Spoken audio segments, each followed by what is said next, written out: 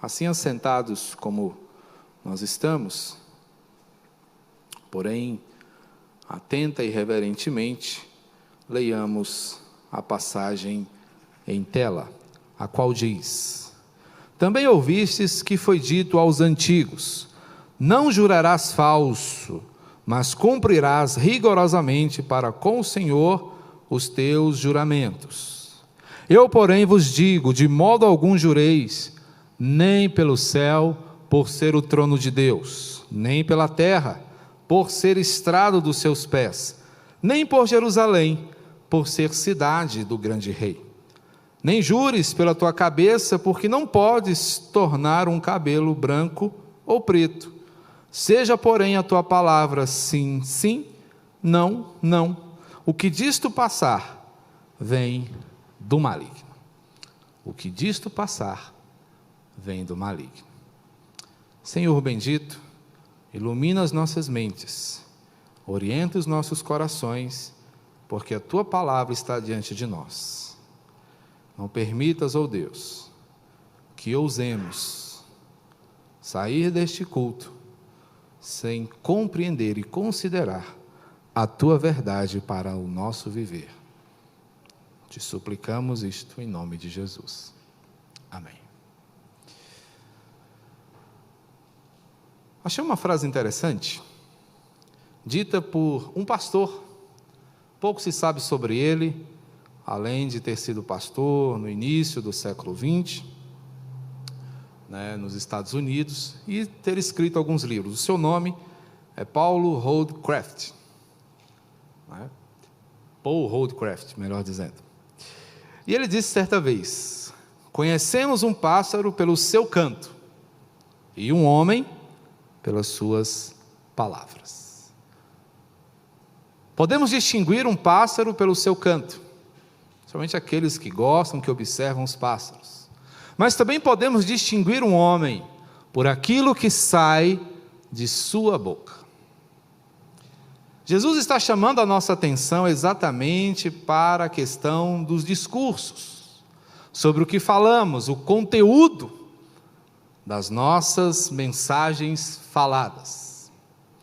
Como os irmãos têm percebido, quando Jesus reúne esses temas da lei, ele está aqui restaurando a compreensão das pessoas quanto ao significado exato da lei.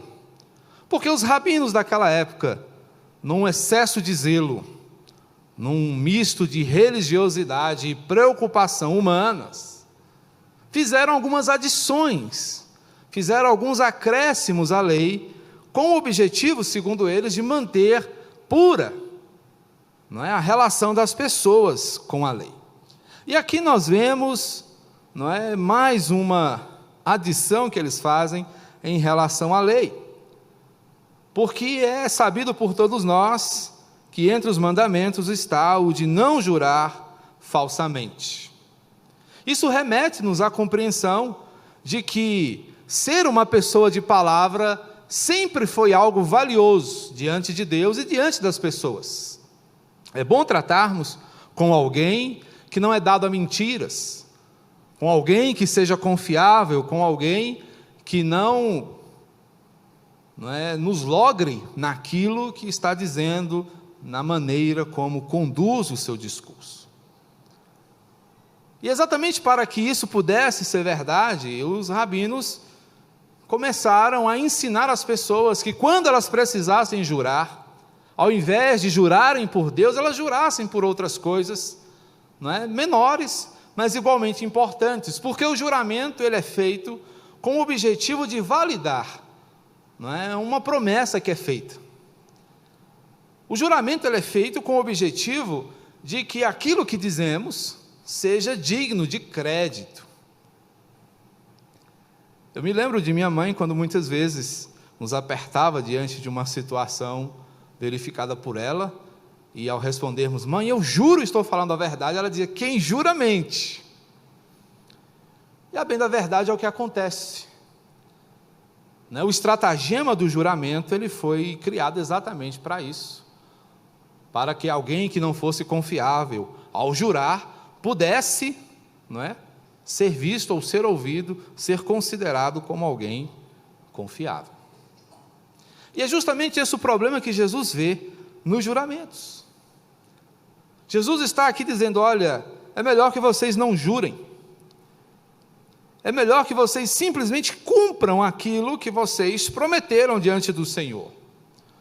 Jesus está chamando-nos a atenção, meus irmãos, para uma vida que se paute na coerência entre aquilo que falamos e aquilo que fazemos.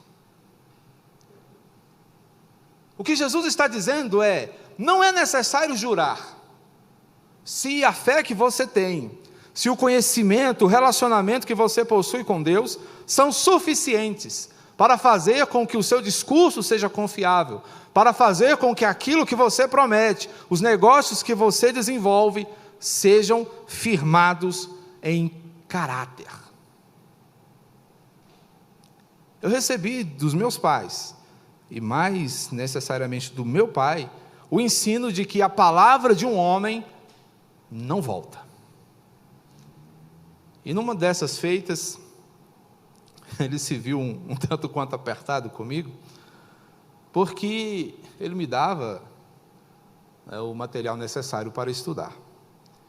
Eu me lembro que, em uma determinada ocasião, ele me presenteou com uma lapiseira. Era uma novidade. E eu fui, naquela oportunidade, um dos primeiros alunos da escola a chegar lá com a lapiseira. Eu me lembro, era uma Poli 07, verde com branco, linda. E todo mundo, quando me viu com a lapiseira, falou: puxa vida, o que é isso? Eu falei: é uma lapiseira. Rapaz, que negócio legal. E um colega, muito esperto, chegou aí: você não quer fazer negócio comigo, não? E eu fiquei assim encantado, porque até então, só o meu pai fazia negócios, e meu pai gostava de fazer negócios, e eu até então não tinha feito nenhum negócio. Eu falei: é a minha oportunidade, estou ficando, rapaz, preciso fazer um negócio. Aí ele falou: não, vamos trocar, eu te ofereço um lápis novinho e uma borracha na sua lapiseira. Aí eu fiquei assim, ele: não, você vai sair ganhando, você vai levar 2 por 1. Aí eu pensei cá comigo: olha só, vou. Aí beleza, peguei o lápis e a borracha e entreguei a lapiseira. Um belo dia eu estou em casa, chego lá: meu pai, cadê a lapiseira que eu te dei? Aí eu todo cheio: não, eu troquei. Ele: como é que é? Você trocou? Troquei. E aí ele foi me dar aquele sermão básico: você não podia ter feito isso, foi um presente que eu te dei, não é? Você pegou um lápis velho, uma borracha velha, em troco de algo que era novo, que você... Aí eu falei: é verdade, pai, saí, fiz um negócio bobo, né? Ele fez. Aí eu, lembrando do que ele havia me dito, que a palavra de um homem não volta, que homem não desmancha negócio, eu disse assim: mas então, pai, eu vou ter que desmanchar o negócio? Aí ele engoliu seco, ele: não, mas não faça mais negócio besta. Pense bem antes de fazer um negócio, mas já que você trocou, sustente a sua palavra, o prejuízo é seu. E é exatamente assim que nós devemos caminhar. Conquanto a palavra do Senhor, a sua fé, a fé que Ele nos dá, o conhecimento de Jesus Cristo, leva-nos também, meus irmãos, a vivermos de forma coerente, a sermos verdadeiros, ao prometermos e cumprirmos. É disso que Jesus está falando aqui aos nossos corações. E é algo, meus irmãos, extremamente considerado e valioso para o judeu daquela época. As escolas rabínicas daquela época, especialmente a escola de Shammai, que era muito rígida, era uma escola que aborrecia a perspectiva de um homem que não sustentava a sua palavra. Mas, dada a dificuldade das pessoas, criou-se esse jeitinho, para que as pessoas não jurassem pela santidade de Deus. Elas foram ensinadas, portanto, a jurar pelo templo, a jurar pela terra, a jurar pelas coisas, a jurar por si mesmas. Qual de nós já não jurou pela mãe mortinha? Qual de nós já não jurou por alguma coisa que considera importante? Mas isto, segundo Jesus, evidencia exatamente a fraqueza de nossas promessas, que precisam ser validadas por coisas que nós consideramos sagradas. Portanto, o que importa para Jesus é uma bendita palavra. E aqui, pensemos num singelo trocadilho. A bendita palavra é aquela que é bendita. E uma palavra bendita, ela primeiramente é orientada pela eternidade. Isto porque ela é resultante da fé, ela é resultado do que cremos, ela é resultado do nosso relacionamento com o Senhor, ela é fruto do retrabalho pelo qual a nossa alma passa quando somos banhados pela graça de Deus. Portanto, os nossos discursos devem constar da bondade inerente à nossa crença. Por isso, bendita palavra sempre é orientada pela eternidade. Mas em segundo lugar, a bendita palavra, além de ser orientada pela eternidade, é marcada pela propriedade. A propriedade diz respeito ao caráter daquilo que é feito, dito ou pensado. Algo feito com propriedade é marcado pela firmeza de caráter, pela sustentabilidade de sua essência. É uma distinção que a todos é evidente. Quando alguém vive com propriedade, quando alguém desenvolve um papel que é seu, com propriedade, vê-se que aquela pessoa o faz com distinção, o faz com conhecimento técnico, o faz com devoção, o faz com alegria, o faz de forma real. E é assim que o Senhor Jesus deseja que nós usemos o nosso discurso.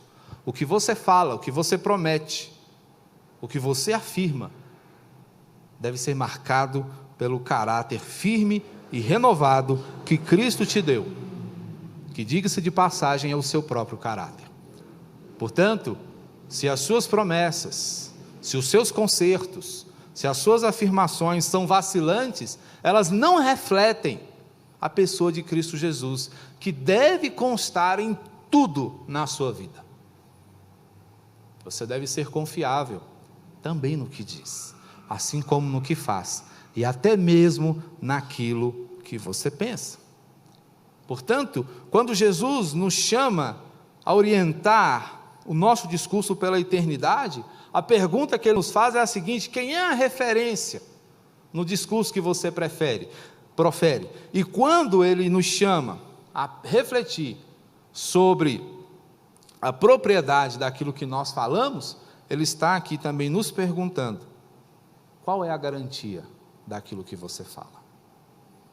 Se você precisa garantir o que você diz, por qualquer coisa que as pessoas, de uma forma geral, reconheçam como sagradas, o que você diz não é digno de ser dito. Porque só o fato de você servir ao Senhor já é ponto suficiente para que você seja acreditado. É por isso que Jesus diz: olha, não jurem. Jesus não está aqui, não é? Claro, anulando os juramentos que são feitos, por exemplo, nos tribunais. Jesus mesmo respondeu perguntas estando sob juramento. Paulo fazia também seus juramentos. Mas o que Jesus está afirmando para nós, nos ensinando aqui, é que a fé que nós professamos é suficiente para validar aquilo que falamos. Portanto, irmãos, se você prometeu, cumpra. Se você diz que vai, apareça. Se você marcou o horário, cumpra. Isso porque você é um cristão. Isso porque você é um servo do Senhor. Isso porque você é marcado pela verdade. Se você vendeu, entregue. Seja verdadeiro em tudo que você faz. Bendita palavra, orientada pela eternidade, marcada pela propriedade, mas reconhecida pela veracidade. A verdade tem que ser a marca designativa de tudo que falamos. E quando pensamos em verdade, não estamos pensando apenas na perspectiva daquele que não mente, mas daquele que externa, que apresenta confiabilidade no que diz. Ser confiável é ser alguém que não suscite dúvidas quando afirma alguma coisa. É ser alguém autêntico quando expressa seus sentimentos e suas opiniões. É ser alguém que possua crédito diante dos outros. E não estou falando apenas de SPC e Serasa, mas estou falando de você ser alguém tão sério, a ponto de que, quando você brinque, as pessoas se alarmem, porque elas esperam de você sempre a verdade. Mas se você é um bonachão, que mente o tempo todo, que brinca o tempo todo, isso, pouco a pouco, vai corroer sua credibilidade. Isso, pouco a pouco, vai destruir a confiança que as pessoas têm ou tinham em você. Portanto, a pergunta que surge aqui: qual é o conteúdo da sua mensagem? Sua mensagem, seu discurso, sua prédica edificam pessoas? Restauram vidas? Exemplificam-nas? Ou deixam-nas duvidosas, preocupadas ou intrigadas? Que sejamos benditos ao falar. Que nosso discurso seja abençoado. Seja ele também bem colocado, para que em tudo quanto dissermos, nós glorifiquemos ao Senhor, que é dono de todas as coisas. Quando Jesus diz: olha, não precisam jurar pelo céu, pela terra ou por vocês mesmos, porque na tentativa de tirar Deus de seus juramentos, vocês se esquecem que tudo é dele, inclusive vocês. Portanto, o que o Senhor considera é que nós o reconheçamos em todas as coisas, inclusive naquilo que dizemos. Bendita palavra, orientada pela eternidade, marcada pela propriedade, mas reconhecida pela presença da verdade no seu íntere. Que Deus nos abençoe e que sejamos homens e mulheres, jovens e até mesmo crianças, que ao falarem, que ao prometerem, sejam dignos de crédito, possam ser ouvidos com atenção, especialmente por causa da mensagem que carregam. Porque em tudo que você diz, em tudo que nós dizemos, Cristo deve estar patente. Amém?